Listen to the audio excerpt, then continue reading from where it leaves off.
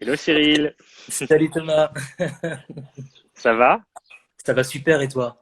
Ça va au top, merci. Au top du top. Ravi, ravi d'être là avec toi, c'est cool. Bonjour à Bah ouais, tous. moi aussi. Coucou Candice qui vient d'arriver. J'avais une interrogation, Cyril. On dit Mhm. l'agence Razin ou l'agence Racine? Racine. Racine. Ah, ok. Donc je le disais Ouais, non mal mais dans les deux cas. il y a un piège. Il y a un petit piège, trop cool. Ouais, en fait c'est du créole haïtien. Et ce qui Hmm, veut dire racine en français, tout court. Donc tu vois. excellent, excellent.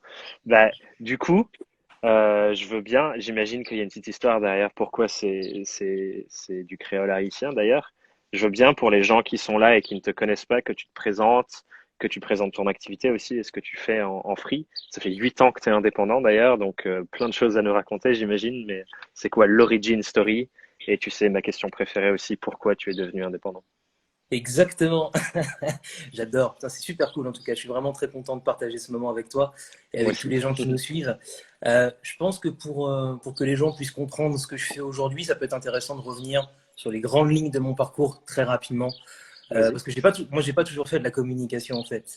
À la base, je viens du journalisme. Donc le journalisme, je crois que c'est un métier qui m'a toujours attiré, qui m'a toujours fasciné. Le fait de se dire, tiens, il y a des gens qui vont sur un événement, qui doivent recueillir des informations pour les retransmettre à un public. Je sais Hmm, pas, il y avait toujours un truc, même dès l'enfance, hein, finalement, c'est assez tôt que c'est arrivé, cet attrait pour le journalisme. Du coup, ça m'a toujours fasciné. Alors, je pense que c'est aussi le fruit d'une éducation, hein. Mes parents m'ont toujours sensibilisé au monde qui nous entoure, à l'actualité. Je me rappelle même avoir été abonné très très tôt à un quotidien, je crois que ça s'appelait Mon Quotidien, je crois, si mes souvenirs sont bons. Du coup, ça a pas mal ancré ce désir de devenir journaliste. Donc c'est un hmm. truc qui m'a pas quitté depuis mon enfance jusqu'à l'adolescence et au moment de choisir son orientation. Évidemment, le métier de journaliste est apparu comme une évidence. Donc du coup, j'ai fait une école. Enfin, avant, j'ai fait un master d'histoire puisque pour rentrer dans les écoles, il faut justifier d'un certain niveau. Donc, tu vois, l'histoire est toujours très présente aussi, comprendre ce qui s'est passé dans le passé pour comprendre le Hmm. présent et anticiper enfin, au mieux en tout cas le futur. C'est un truc qui m'a toujours parlé. Donc, des études d'histoire, une école de journalisme avec une spécialisation en audiovisuel, parce que l'image, c'est aussi quelque chose qui me fascine, ce qu'on peut véhiculer comme émotion avec l'image. Je trouve ça assez dingue. Donc, je Hmm. suis sorti de mon école de journalisme avec un diplôme de JRI. Donc, tu sais, JRI, c'est journaliste reporter d'image. En Ouais, gros, tu prends ta caméra, tu vas sur un événement, peu importe le domaine, tu fais ton reportage, donc prise de son, lumière, prise de vue.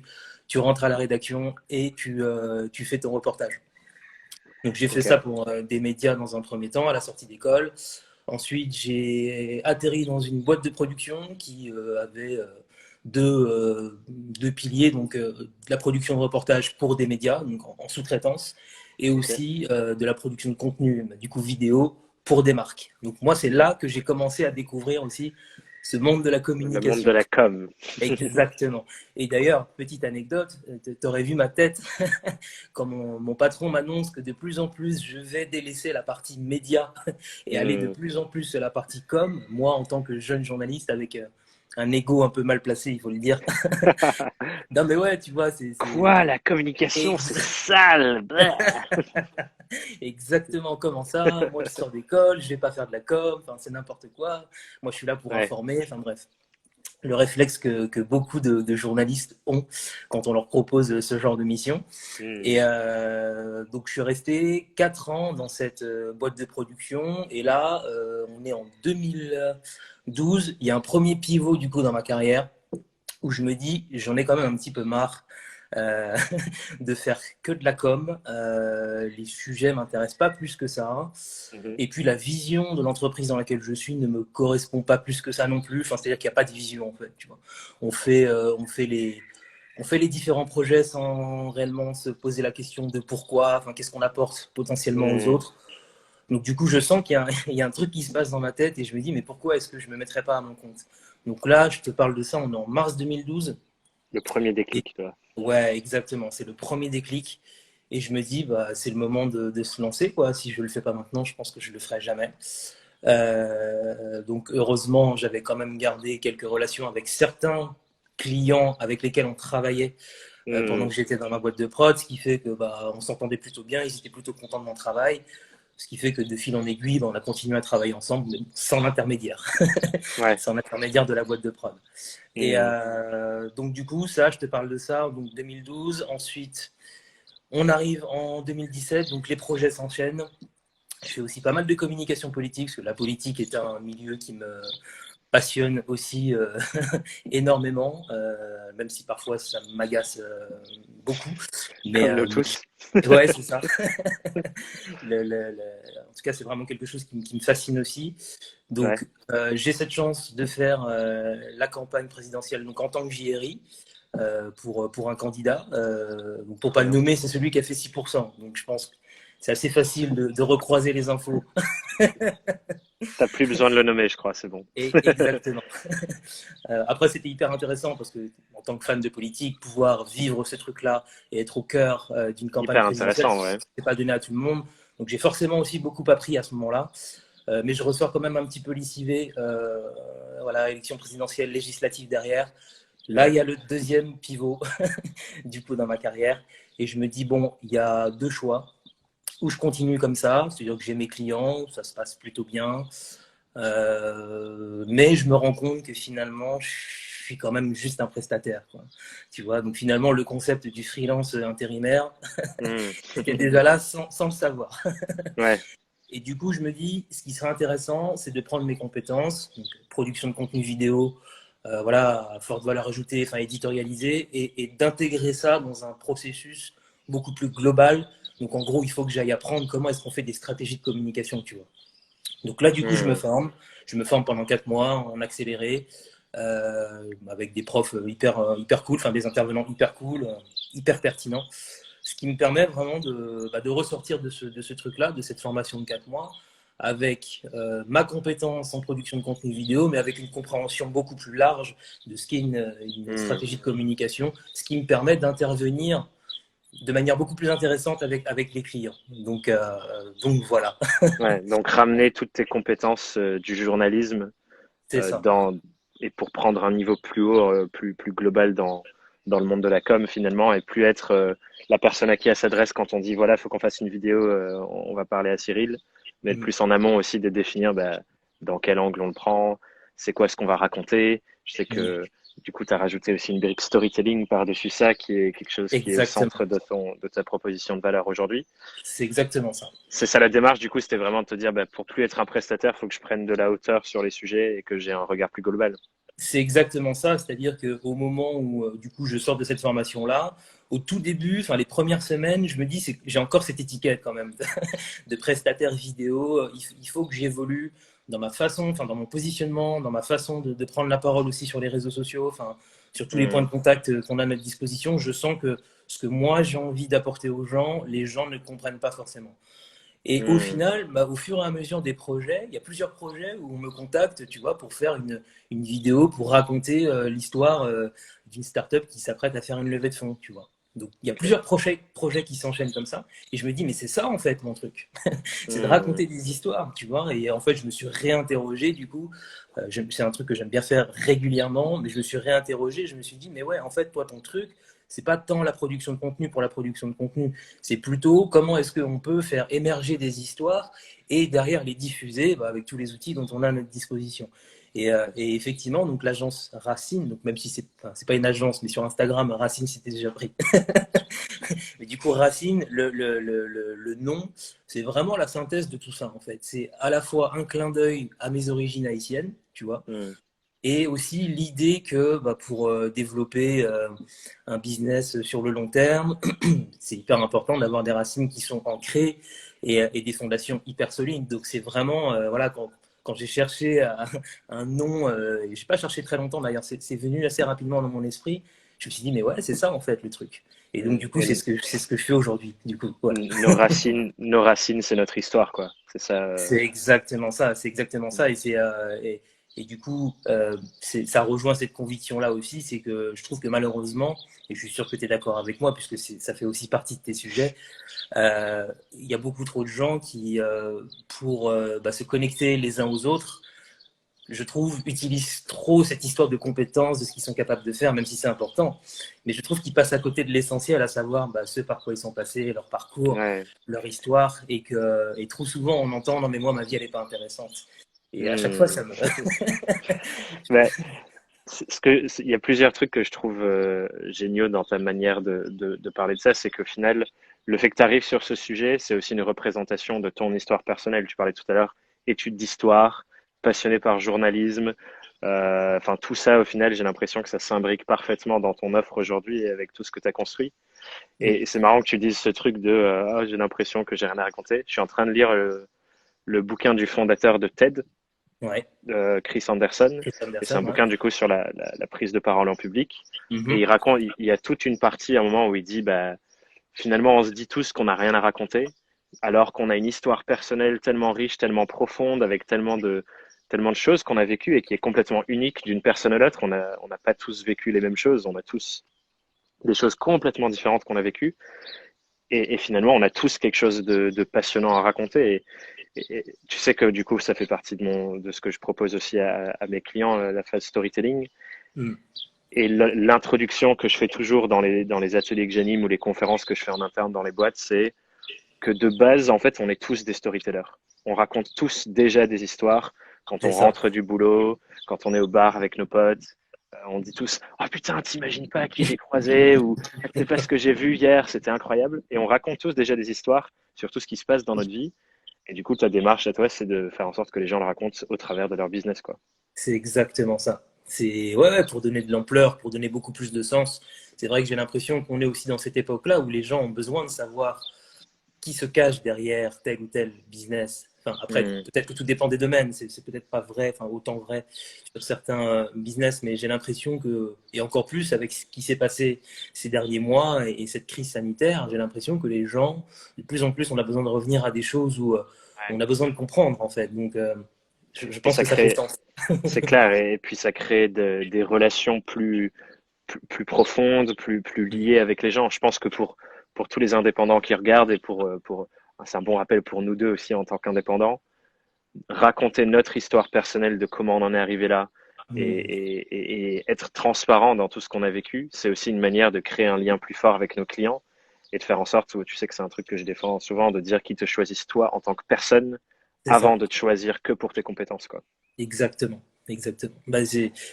Voilà, c'est exactement ça. C'est exactement moi ce qui m'a poussé, tu vois, à faire tout ce cheminement parce que j'étais dans cette position-là, de ce que tu décrivais juste avant. C'est-à-dire que, ouais, ok, on Hmm. appelle Cyril, on sait qu'il travaille bien et qu'il va nous faire le reportage comme il faut, voilà. Mais il me manquait quelque chose, en fait. Et du coup, je suis curieux de ce moment où tu te dis, OK, je suis identifié pour telle compétence pour venir faire des vidéos, mais j'ai envie de prendre de la hauteur. Comment t'as fait? C'était quoi ta démarche à ce moment-là? Tu disais, il fallait que je m'exprime différemment sur les réseaux, etc. Comment tu t'y es pris pour t'élever petit à petit dans la perception des clients et des prospects sur ce que tu pouvais réellement apporter avec les nouvelles compétences que tu avais apprises? Je pense c'est un mélange de beaucoup de choses, en fait. Il y a déjà une part d'introspection.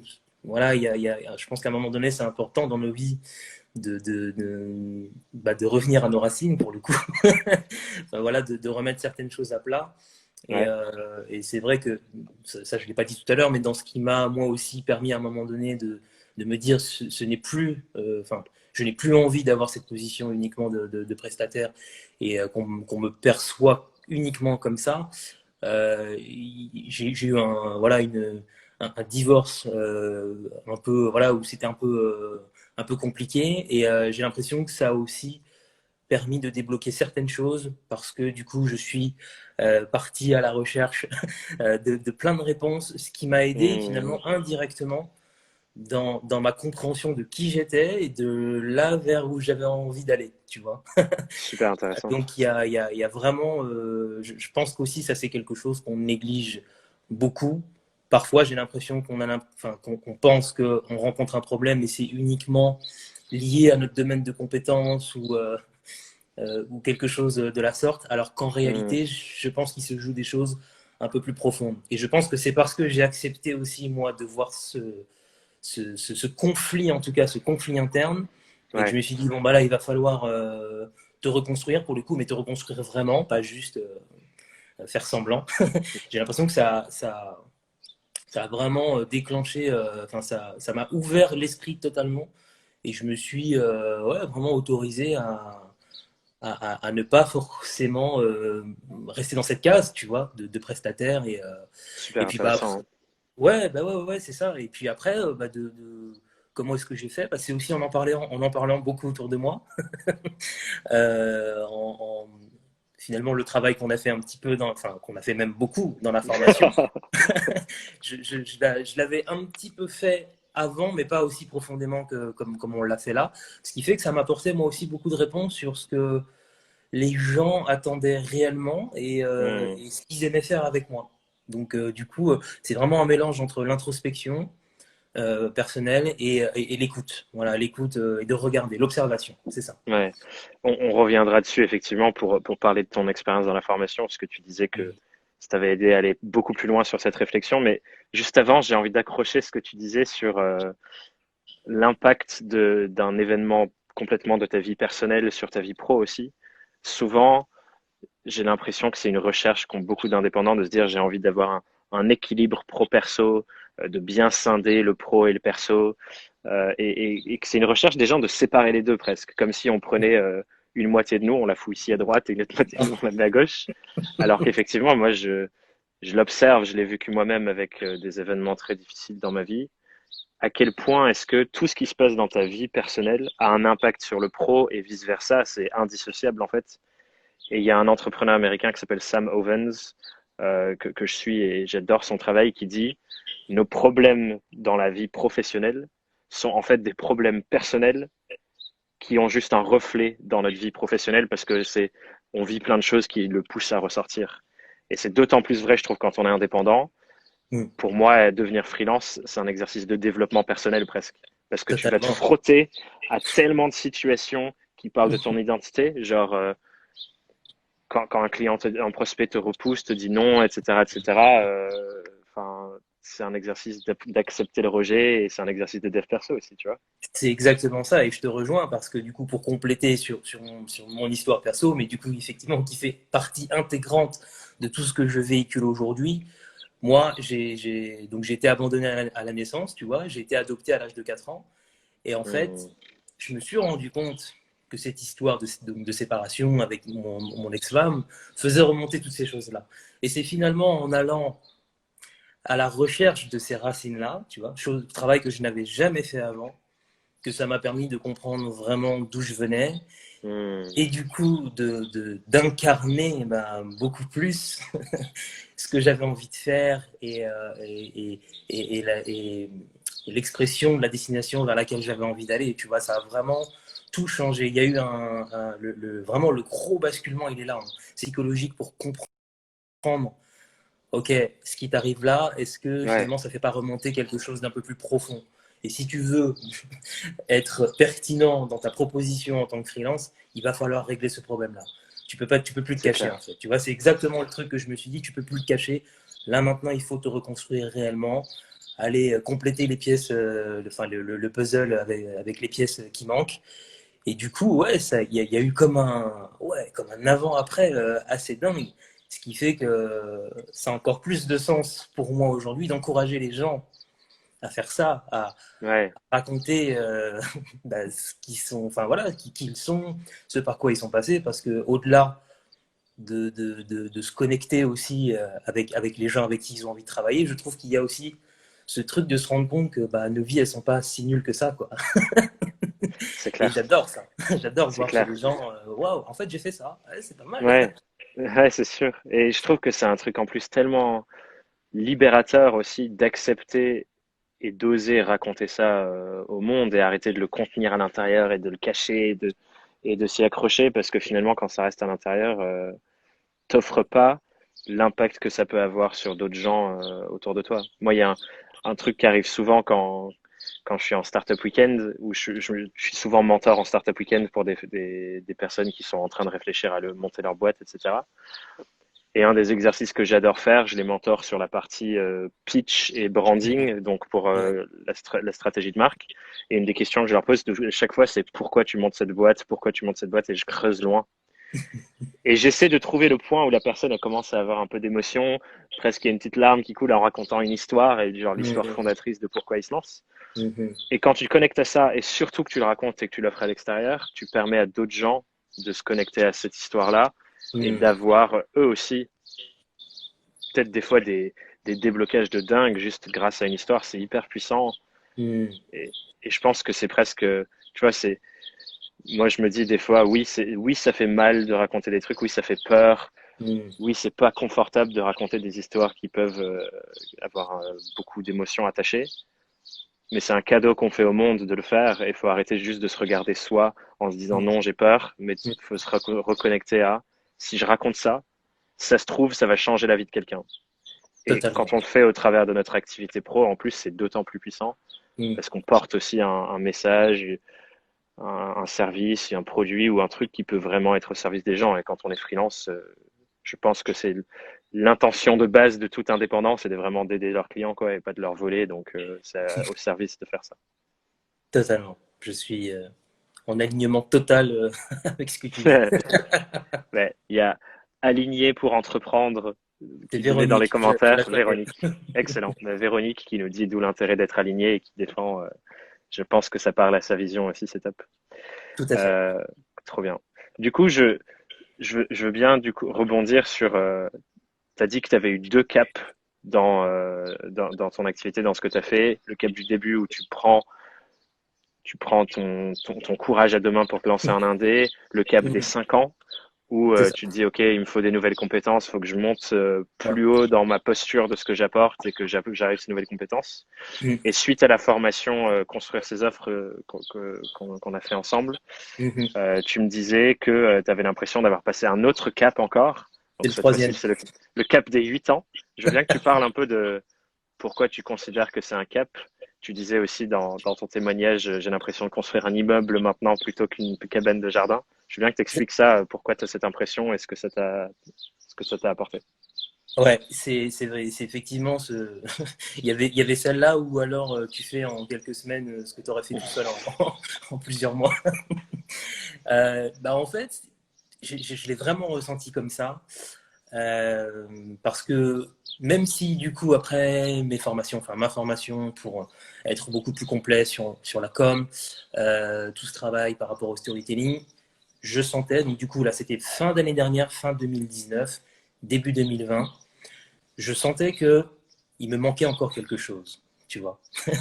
Hmm, Justement pour passer un cap et pouvoir se dire, bon bah là j'ai quelque chose de très solide, je me projette quand même un minimum, hmm, euh, je vois réellement où je vais, tu vois.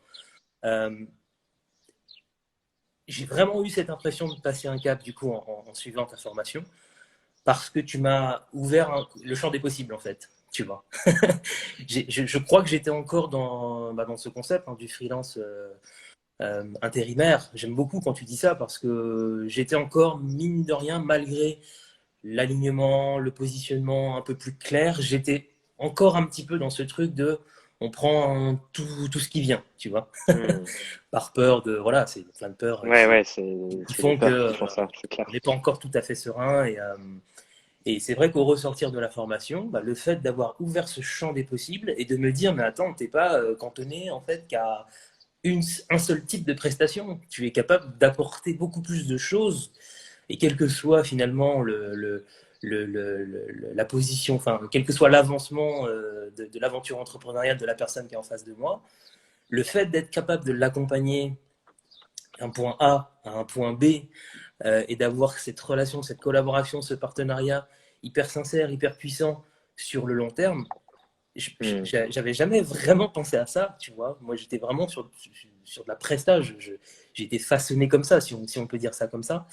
Et du coup, ouais, ta formation, c'est vraiment le troisième cap donc après 8 ans, effectivement, dans mon activité, parce que là, aujourd'hui, je sens, et il y a déjà d'ailleurs les premiers résultats, c'est ça qui est assez dingue, c'est que c'est pas, c'est que c'est un travail qu'on a fait, mais les résultats viennent là tout de suite en fait, et c'est assez fou. C'est que en étant beaucoup plus sûr de moi, en ayant un socle beaucoup plus solide, je sens que du coup, dans ce que je dégage aussi, il y a beaucoup plus d'assurance, beaucoup plus Hmm. je sens, ouais, vraiment, c'est comme si, enfin, je pense pouvoir exploiter totalement mon potentiel. Chose qui n'était pas vraiment le cas avant. Donc, Excellent. euh, donc ouais, Tu nous en parles un peu de ces premiers résultats? Du coup, ça m'intéresse. J'ai envie de savoir, ouais, c'est quoi qui arrive concrètement sur le terrain et tes projections futures aussi. bah, les projections futures, c'est effectivement d'être capable de pouvoir proposer un atelier à un groupe de personnes qui rencontrent une problématique sur un sujet en particulier. À la sortie de cet atelier-là, de pouvoir leur dire, bah, écoutez, on peut continuer la route ensemble parce que bah, voilà, ça s'est bien passé. Vous, ce que vous faites, ça m'inspire et a priori, la façon Hmm. dont moi je fonctionne, ça vous parle aussi. Si on veut continuer à avancer ensemble, bah, regardez, c'est possible. Hmm. Donc voilà, imaginez des accompagnements, chose que j'aurais jamais fait avant, tu vois. Moi, Hmm. même si je savais que ça existait, hein. Mais Ouais, je m'étais jamais dit, tu peux le c'est faire, possible pour moi, quoi. Ouais. tu peux le faire. Donc c'est vraiment ça, c'est vraiment ce truc de se dire, waouh, on va pouvoir envisager une super histoire avec les clients, Hmm. mais pas sur un one shot. Ça, Ouais. c'est vraiment ce qui change. Donc, il y a eu 2 ateliers au mois de juin. Donc, tu vois, mois de juin, c'était bah, quelques semaines après qu'on ait fini. On a fini quoi, fin mai?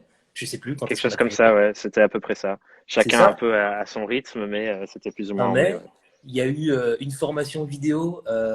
Donc, du coup, parce que vu que j'ai cette compétence de journaliste reporter d'image, euh, j'ai aussi donné des cours dans des écoles pour bah, Ouais. justement apprendre à créer du contenu vidéo. Et c'est aussi des choses que je propose à des entreprises.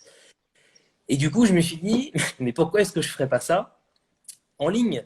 Est-ce que je me Ouais. challengerais pas C'est cool. bah voilà, pour essayer d'imaginer, enfin pour essayer de faire en sorte que plus de personnes potentiellement profitent de ce que j'ai à leur proposer, parce que c'est toujours un petit peu contraignant de faire ça en présentiel, même si ça a Ouais. d'autres avantages, parce qu'au final, il y a une interaction qui n'est pas forcément possible enfin, voilà, en live sur une formation en ligne. Mais du coup, tu vois, ce projet de formation vidéo en ligne, ça faisait un moment que je le traînais, je me disais, ouais, je le ferai quand j'ai le temps. Et c'est pendant ta formation que je me suis dit, on y va, c'est maintenant, ça doit faire partie de l'offre Racine, tu vois. Ouais. Donc ouais, c'est super. Moi, ce que j'ai adoré de ce que tu as saisi à pleine main pendant la formation, c'est que tu as vraiment chopé cette vision de te dire, avec tout ce que j'ai à offrir, du meilleur de moi, je peux vraiment concevoir un chemin long terme pour mes clients et je peux les accompagner dans toute la réflexion qui peut commencer par exemple par voilà une réflexion un peu plus introspective sur ton histoire, puis ensuite la traduire peut-être en premier à l'écrit, puis Mm, ensuite imaginer toute une stratégie éditoriale derrière, puis c'est ça. potentiellement créer des vidéos qui vont avec. Enfin bref, Exactement. il y a une vision très long terme de je prends quelqu'un ici, on prend les premières réflexions et elle va peut-être juste prendre ça pour le moment et Mm. ensuite plusieurs semaines plus tard, on va prendre la marche d'après et ça fait qu'avec un seul client, tu peux travailler avec lui pendant des mois, voire des années. Et ça, c'est vrai, comme tu le dis, quand j'en parle, j'ai dit que la plupart des freelances traitent leurs clients comme des pailles à usage unique. Tout C'est-à-dire à fait. que hop, on prend notre mission, on boit, on balance la paille et on va en chercher une autre. Ouais, c'est ça. Et c'est dommage en fait, parce que les clients avec qui on adore le plus travailler, ben, on les laisse repartir dans la nature. Alors que ben, non, si ça se passe bien, si on leur apporte de la valeur et si on adore bosser avec eux, ben, on a tout intérêt à imaginer comment est-ce qu'on peut continuer de travailler avec eux sur le long terme, quoi. Ouais, c'est exactement ça. En fait, enfin, pour synthétiser, le résultat de cette formation-là, c'est effectivement du coup une formation en ligne qui est testée. Alors, ce qui est drôle, c'est que du coup, donc on était en groupe pour ceux qui ne le savent pas dans cette première phase de pré-vente. Bah, c'est drôle parce que j'ai pu tester cette formation-là avec des gens qui étaient dans notre groupe. Donc Ouais. c'est drôle parce qu'on était dans ce même cheminement et du coup on s'est retrouvés à travailler ensemble. Donc c'est absolument super.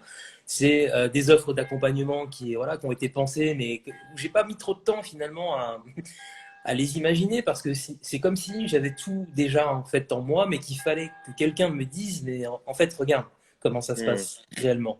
Tu vois, c'est pour ça que j'aime bien ce truc de l'architecte finalement. Moi, j'étais tranquillement en train de faire ma petite cabane, tu vois. Ça avance, hein, on avance plutôt bien. Et en fait, toi, t'es arrivé, tu m'as dit, bah, avec les matériaux que tu as, Tu peux mettre une tour ici, là tu peux ouais, mettre des gradins. c'est exactement ça. Et en fait, j'ai dit, mais ouais, putain, c'est pas bête, on va le faire.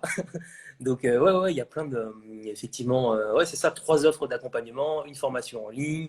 Enfin, il y a vraiment un écosystème. C'est vraiment le Ouais, mot, là, qui aujourd'hui est en place et qu'il va falloir peaufiner au fil du temps, parce que du coup, bien sûr. il va falloir. Enfin, voilà, il Bah, faut. c'est pas un claquement de doigts magique, hein. Maintenant, tu as plein Exactement. de choses à construire pour. Ouais. Je pense que là, tu as bien 5 ans devant toi pour donner naissance à tout. Et c'est ça qui est cool C'est aussi, ça. c'est que Tout est en phase de tu as la test. Là. projection long terme, en fait. Tout ce qu'on a imaginé est en phase de test et les premiers retours sont bons, quoi. Donc c'est génial. Trop bien. Je pensais pas. C'est ce que je te dis aussi. Enfin, c'est ce que je t'avais dit dans la vidéo témoignage client. Ça m'arrivait du coup de faire pas mal de formations. J'en ai pas fait non plus des milliers, mais j'avais rarement ouais, travaillé en profondeur à ce point sur des éléments qui sont clés en plus, tu vois. Hmm. Euh, c'est assez fou. Ben, j'en parlais, tu sais, dans ma newsletter de ce matin, que j'ai envoyé ce matin. Tu disais juste avant là que la fluidité avec laquelle tu visualises les accompagnements et tout, effectivement, c'est des trucs que tu as déjà en toi. Et je Ouais. pense que ça vient aussi du vrai travail de fond qu'il y a du coup dans cette formation et dont je parlais dans les états ce matin, qui est la compréhension vraiment précise des clients qu'on a envie de servir.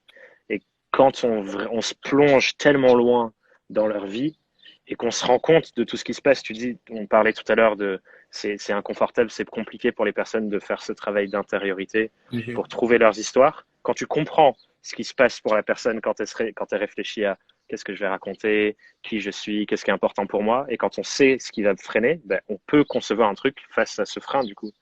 Et c'est là où du coup on se dit, ok, bah du coup pour ça on va faire un atelier, ils sont plusieurs à réfléchir ensemble, et là du Mhm. coup ils pourront échanger et creuser, et ce sera plus un jeu qu'un truc que tu fais dans ta chambre où tu chiales parce que tu te remémores des trucs pas cool.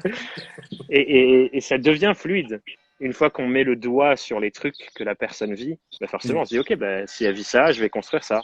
Mhm. Si elle a besoin de ça, bah, je vais construire ça, et ça devient naturel derrière. Et je pense que c'est un travail, effectivement, qu'on fait malheureusement trop peu quand on se lance, parce qu'on est attiré par les beaux trucs qui brillent, genre, ok, je vais faire mon site, ça va être génial. Ok, Mhm. je vais commencer à faire plein de posts LinkedIn, ça va être top. Alors qu'on n'a Mhm. pas fait le travail dans la boue au début où on doit aller vraiment Mhm. comprendre les gens, quoi. Mhm. Ah ouais, c'est assez. Et d'ailleurs, ça c'est. Et je pense que je pense qu'Audrey, peut-être t'as dit la même chose, ou que Camille ou Fred te diront la même chose, mais je trouve que ce travail, du coup, cette approche que tu as et la façon dont tu nous as fait travailler sur notre client idéal, moi, j'avais jamais fait ça. Enfin, j'avais jamais fait ça à ce point en Hmm. profondeur. Je l'avais fait, ce travail-là, mais en fait, je me suis rendu compte que j'avais fait 5%. J'avais fait 5% de ce qu'il faut faire, enfin, en tout Hmm. cas, de ce qui permet, comme tu le disais, de comprendre. J'adore quand tu dis cette phrase, il faut limite que tu comprennes mieux sa vie que lui-même.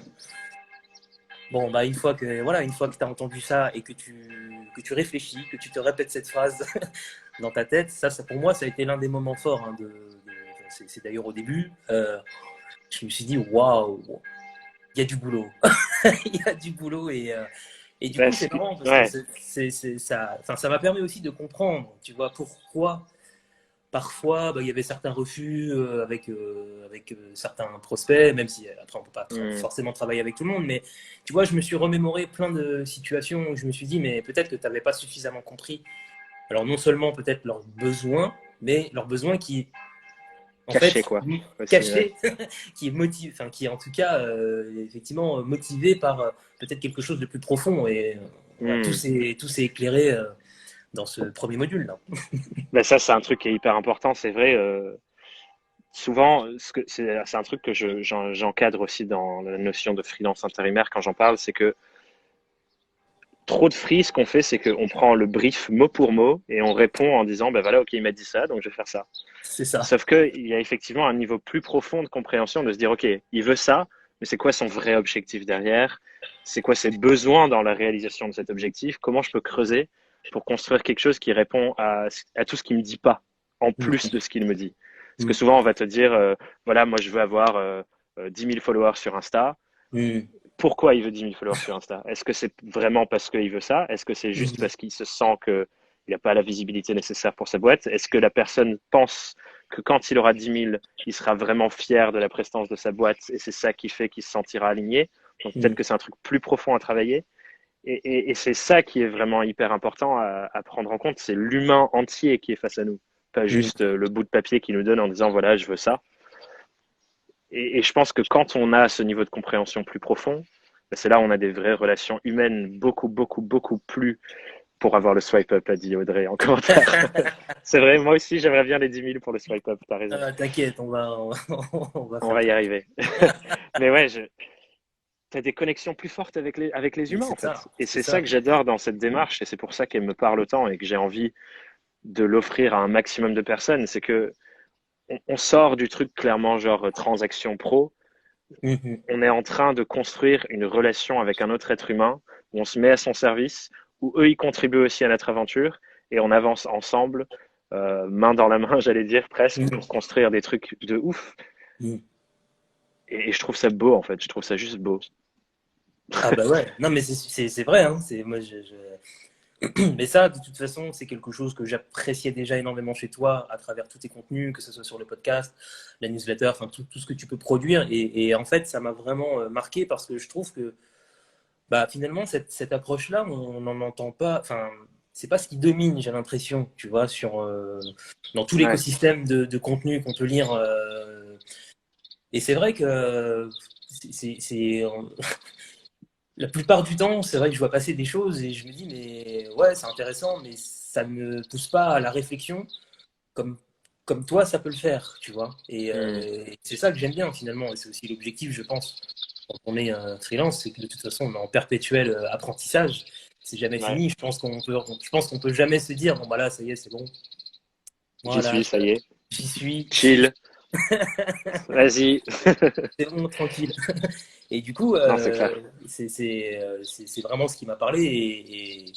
Et c'est ce qui était vraiment cool dans la formation, c'est que bah, c'est ça, puissance, voilà, puissance 1000 quoi. Donc forcément, ouais, c'est hyper, hyper intéressant parce qu'on on en apprend beaucoup plus sur nous aussi, mine de rien.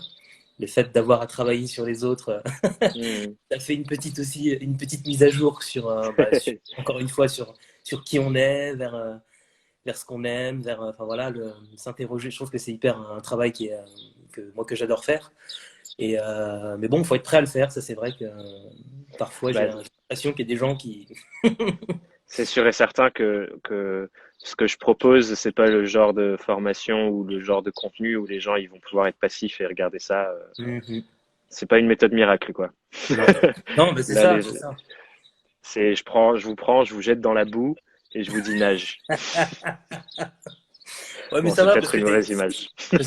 Ouais, non, mais si, c'est une bonne métaphore. Après, t'es jamais bien loin, donc ça Non, va. c'est vrai. Si Je suis dans la boue avec vous, en fait. Exactement.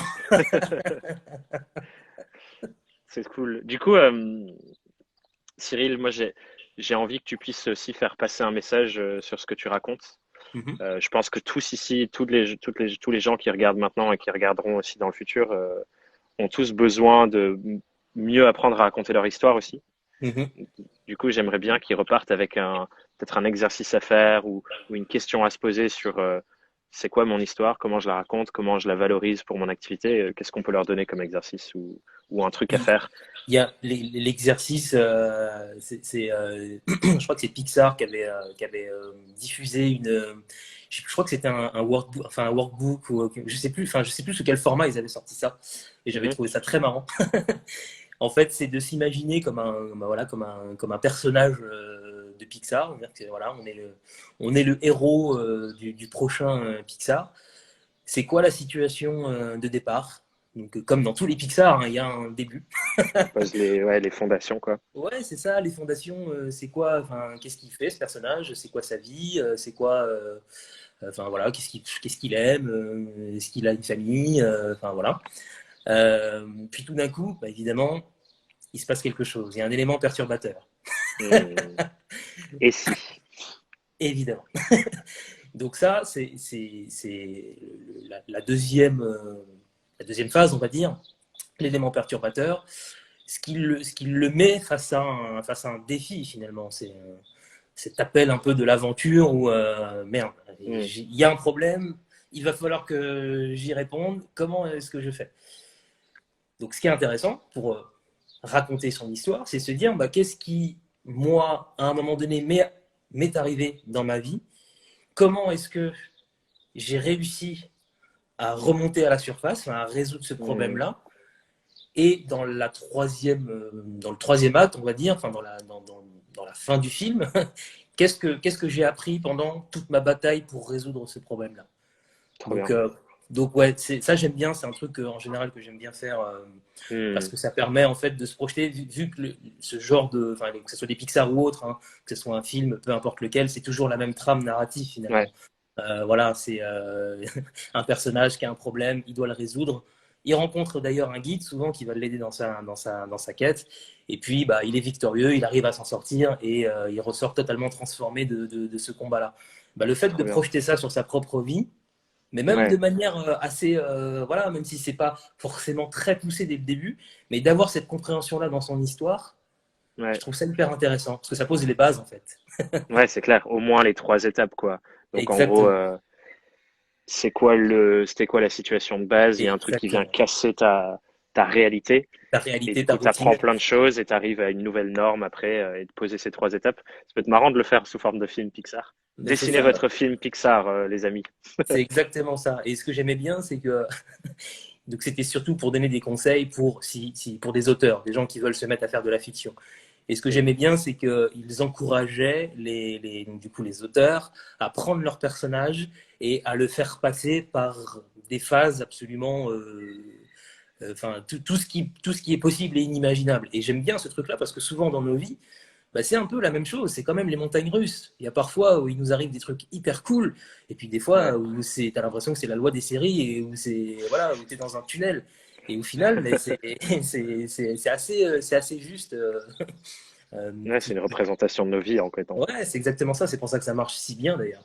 Ouais, c'est clair. Du coup, je vois qu'il y a Élise qui pose une question sur la formation. Je vous invite, Mhm. les autres aussi qui nous regardent, si vous avez des questions pour Cyril sur son activité, ce qu'il fait ou sur ce qu'il a vécu pendant la formation Construire ses œuvres, c'est le moment. Je vais te répondre du coup, Élise, sur la durée. En gros, la formation, elle dure vraiment le temps que tu veux.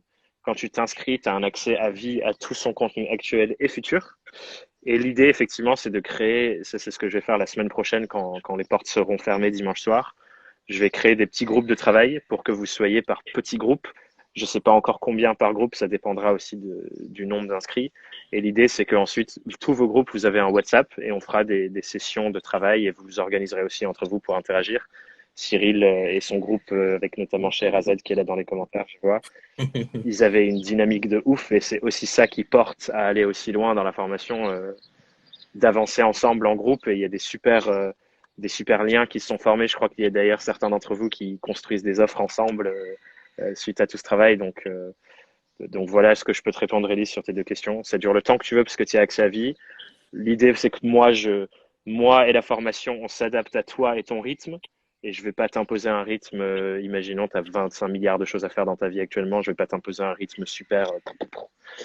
Et les petits groupes sont là pour te soutenir et te pousser à avancer et te challenger à suivre le rythme des autres ou à trouver les gens avec qui tu vas suivre ton propre rythme à toi.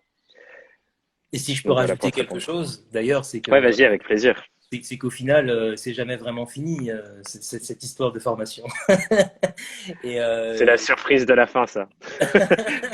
Maintenant, on recommence. c'est ça, et c'est ce qui est hyper intéressant, c'est de se dire que c'est quelque chose qui va nous accompagner en fait tout au long, enfin en tout cas le plus longtemps possible dans nos vies de freelance. Et c'est hyper intéressant de revenir très régulièrement, se poser toutes les questions que tu nous soumets, Hmm. toutes les fiches de travail, tout ça. Enfin, il y a vraiment, pour ceux en tout cas qui sont intéressés, il y a vraiment ouais, un écosystème hyper intéressant. Et c'est vrai que je pense que si je refais le travail, je sais pas, à la fin de l'année peut-être, Hmm. ouais, fin d'année, début prochaine, je pense qu'il y aura des choses qui auront encore bougé. C'est clair. Donc il y a effectivement un travail effectif, mais c'est jamais réellement fini. C'est itératif. C'est un peu comme, tu vois, moi, je vois tous les sujets de notre vie, je les vois Mhm. un peu comme des poupées russes. Ouais. Notre apprentissage sur nous, il y a la grosse, on va l'enlever, il y a la plus petite et on les enlève et c'est Mhm. infini. C'est comme avec n'importe quelle compétence. Finalement, on creuse, on creuse, on creuse, on creuse, il y a toujours derrière. Et moi, il y a des gens, ça peut leur faire peur. Moi, je trouve ça beau en fait parce que ça veut dire que même quand j'aurai 90 ans, Mhm. je vais découvrir un truc sur moi, je vais me dire, ah, putain, trop intéressant. Je, et ça, enfin, je trouve ça fantastique, quoi. Mhm. Je trouve ça fantastique. Et il n'y a jamais aucun moment où on va arriver à un moment où on va se faire chier. Et en même temps, ça ne veut pas dire qu'il faut le lâcher et jamais s'en occuper, parce que plus on Mhm. va loin dans la compréhension, Mhm. plus on trouve des pépites de dingue, autant sur des savoirs précis que sur nous, que sur les gens avec qui on veut travailler, que sur le fonctionnement de notre merveilleux monde, quoi. Donc ouais, tu as raison, c'est itératif c'est pour ça que je donne un accès à vie à tous les gens qui rejoignent la formation aussi, c'est que je veux que les gens reviennent le faire régulièrement parce qu'à Mhm. chaque fois on découvre des nouvelles choses, parce que on a progressé, on est allé plus loin, on est dans un autre état d'esprit, ça joue beaucoup aussi. Enfin, donc ça c'est hyper important. Ouais. Ah ouais, ouais, ça c'est vraiment. Je trouve que c'est rare hein, d'avoir des formats comme celui-là parce que souvent c'est quand même voilà, sur des timings un peu ramassés où il faut charbonner et puis bon, bah, après, un mois après, tu as un peu tout oublié. Mm. Là, c'est pour ça que moi je parle vraiment d'expérience plus limite que de formation parce que enfin, en tout cas, c'est vraiment moi comme ça que je l'ai ressenti. Ouais. On est bien au-delà de juste apprendre à faire quelque chose. Mm. C'est bien plus puissant. Du coup, je vois, il y a une autre question d'Alice qui demande comment s'organiser en termes de temps et combien de temps dispo par semaine, par exemple. Pour ceux qui ont fait la formation, je pense que vous êtes le mieux placé pour y répondre. Mm. Cyril, tu peux commencer par exemple à dire comment tu t'es organisé pour plonger dans le contenu de cette formation. Bah, après, nous, c'est un peu particulier. Je pense que Pascaline, d'ailleurs, que j'ai vu, qui nous a fait un coucou, pourra dire la même chose, ou même Sherazade ou Camille. Nous, on a fait cette formation-là pendant le confinement. Donc, je sais pas si Ouais, le c'est pas temps. le même. Enfin, en fait, on avait plus de temps. Donc, enfin, même si certains continuaient un peu à travailler, je pense que pour la plupart d'entre nous, ça avait quand même un petit peu ralenti. Ce qui fait que, enfin, en tout cas, moi, pour ma part, j'avais, je pense, quand même un petit peu plus de temps que Ouais, si il n'y avait pas eu le confinement. Mais moi, dans mon organisation, c'était assez simple finalement. J'aimais bien me prévoir une grosse session de travail. Donc, principalement le week-end, tu vois, parce que je savais que pour le coup, voilà, je me bloquais vraiment. Alors après, en termes de durée, je pourrais pas te dire, parce que j'aime bien prendre mon temps moi aussi pour, pour faire les ouais, choses. Mais en gros, j'avais une grosse session de travail le week-end qui me permettait d'arriver à certaines conclusions. ouais, Et dès que j'avais un petit moment dans la semaine qui suivait, je revenais sur ce que j'avais travaillé. Ce qui me permettait d'avoir bah, peut-être quelques jours après un regard un peu différent et un peu plus approfondi sur ce que j'avais ouais. travaillé. Donc c'est assez difficile de répondre à cette question. Ça dépend aussi des Bah, gens. ouais, c'est clair. Je pense qu'un truc important aussi, c'est que comme c'est des réflexions qui sont assez poussées quand même si on n'est pas en train de travailler dessus, genre à ton bureau en train de faire les exos, C'est ça ça, t'accompagne dans ta réflexion. Et c'est exactement. justement un des sujets de la formation, notamment sur la première phase où c'est vraiment creuser la compréhension de son client idéal. Mhm. L'idée, c'est que quand tu as des interactions avec tes clients actuels, quand tu es en train de travailler sur leur projet, ces réflexions t'accompagnent et tu observes ton quotidien. Donc, effectivement, on pourrait faire, ça se trouve, on pourrait faire 2 heures par semaine, mais quand même avoir des réflexions super poussées sur tout le reste de la semaine et juste mettre de la conscience sur les choses qu'on comprend, en fait. Mhm. Et je pense que ces phases de repos, elles sont aussi importantes. Oui. Et c'est peut-être même mieux de le Mhm. faire comme ça, plutôt que de faire genre en mode je fais tout sur une journée et ensuite terminer, ciao. C'est un processus plus long et itératif, en fait. Mhm. Donc, je pense que ça, c'est important à garder en compte aussi, c'est que c'est pas grave si au final la personne qui suit la formation n'est pas full time, genre une Mhm. demi-journée tous les jours, mais va pouvoir vraiment approfondir, trouver sa manière de se plonger dedans, mettre de la conscience tous les jours sur ses projets pour comprendre et finalement c'est peut-être là où on aura les meilleurs résultats sur le long terme. Et c'est vrai, c'est pas une formation que tu vas faire là comme ça, boum, j'ai des résultats en mode court-termiste. C'est vraiment un truc qui t'accompagne sur le long terme, quoi.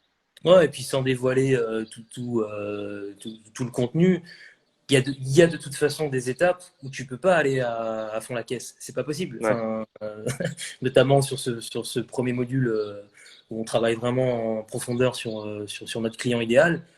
La personne qui me dit bon bah moi j'ai tout fait en 2 heures, c'est faux. ouais, c'est clair. C'est Ou impossible. alors elle a pas vraiment fait à fond, quoi. Ouais, c'est ça, c'est pas possible. Donc en fait, de par ce que tu nous proposes, ça prend un petit peu de temps, mais tant mieux parce qu'on est sur des questions tellement importantes et tellement intéressantes aussi, parce que mine de rien, c'est super intéressant. C'est C'est clair. pas juste recevoir quelque chose, l'appliquer bêtement, c'est aussi réfléchir par rapport à ce que tu me dis. Bah forcément, ça nécessite un temps de, voilà, un petit temps de, enfin, faut que ça cogite, faut que ça, et comme disait Camille dans les commentaires, même la nuit parfois, tu te réveilles et tu te dis, ah mais oui, attends, ça c'est une super J'ai idée, je vais le compris. noter. On sort son carnet. Bon, j'ai pas envie non plus de vous causer des insomnies, c'est pas mon objectif. Du coup, Cyril, pour ceux qui Ouais. veulent te suivre, améliorer la manière dont ils racontent leur histoire et travailler sur toutes Mhm. ces choses, où est-ce qu'ils peuvent te retrouver? Principalement Euh, sur Instagram. ok, Donc cool. l'agence point Racine, c'est là où je suis le plus actif. LinkedIn, sinon Cyril Lefebvre. Je suis un peu moins actif sur LinkedIn, mais ça va changer. C'était le temps aussi bah voilà, de tout réorganiser dans ma Yes, tête. Mais ouais, cool. principalement sur Instagram, c'est là Ok. où je suis le plus présent. Je, je remettrai une petite story Cool. suite au live avec ton arrobase pour que les gens puissent te retrouver. On a encore 5 minutes avant que Instagram nous coupe si jamais il y a Yes. d'autres questions. Mais s'il n'y a pas d'autres questions, autant pour Cyril sur le storytelling que sur la formation, je vais du coup vous souhaiter une excellente journée. Cyril, est-ce que tu as un mot de la fin pour les gens qui nous ont suivis pendant 1 heure? Bah, merci à tous ceux qui sont restés, c'est cool. Merci à toi Thomas pour cette discussion. Merci à C'est toi. marrant, hein. Si on m'avait dit ça, je pense au mois de, enfin ouais, tout début janvier, ouais tiens, tu feras Tu feras un... un live avec Thomas Burbidge enfin tout début juillet. J'aurais dit ok cool, pourquoi pas, mais j'en doute. Donc Trop non non drôle. merci à toi et ouais et s'il y a des gens bah, du coup qui hésitent pour vivre cette expérience-là, mais n'hésitez pas, parce que franchement, c'est vraiment pas une formation comme les autres. Il y a vraiment, enfin, le marché de la formation, voilà, c'est immense. Hein. Il y a tellement de propositions, tellement de. Mais là, franchement, vous ne serez pas déçus. Et de toute façon, si vous suivez Thomas, euh, enfin, vous savez comment il est. Et c'est juste voilà, une amplification, moi, je trouve, de tout ce que tu nous apportes en termes de valeur sur tous tes points de contact. Bah, cette formation-là, c'est vraiment je pense, il faut le vivre, en fait. Il faut vraiment le vivre parce que pour le coup, ça ouvre vraiment de très belles perspectives et ouais, si vous aussi vous êtes en train de construire une petite cabane, bah, sachez que vous pouvez construire un Il immeuble est et temps d'aller au château. ouais, c'est ça. Ah putain, le château. C'est peut-être mieux encore le château Château, en termes d'image. château, pas mal. Merci Cyril, ça me Merci touche à toi, beaucoup ce que Thomas. tu dis et je suis ravi qu'on ait pu prendre ce temps ensemble, c'était cool. Avec Et je suis plaisir. très heureux. Moi, je repars avec la compréhension de l'agence Racine et savoir Exactement. il y a ces racines haïtiennes derrière. C'est Totalement. trop cool. Chouette.